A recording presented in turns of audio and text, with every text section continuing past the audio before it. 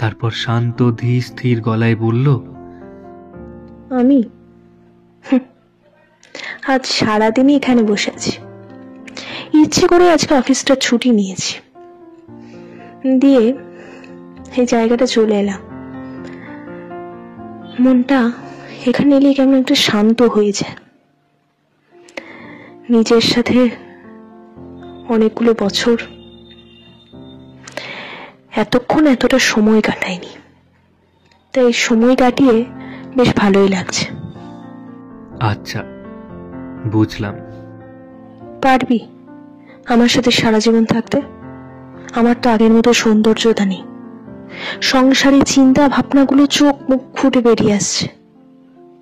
আমি বাধ্য বউ হতে পারবো না, যেটা ছেলেদের সব থেকে বড় অপছন্দ।